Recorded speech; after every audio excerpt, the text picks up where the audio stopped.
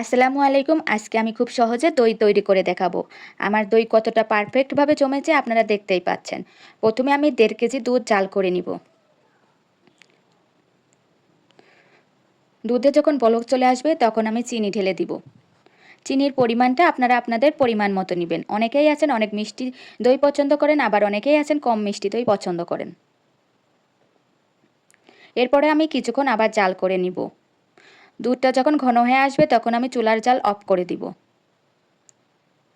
এরপরে আমি দুধটা ভালো করে ঠান্ডা করে নিব, তবে একদম ঠান্ডা করা যাবে না।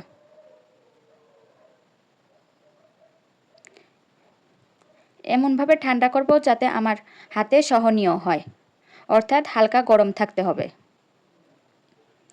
তারপরে আমি দই বীজ নিয়ে নিব। দই বীজটা ভালো করে ফেটে নিব।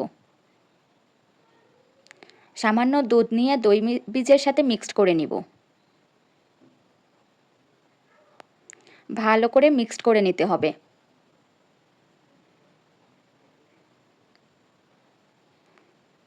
ভালো করে মিক্সড করা হয়ে গেলে আমি দই বীজটা সম্পূর্ণ দুধের মধ্যে ঢেলে দিব। এখন আমি ভালো করে আবারও মিক্সড করে নিব।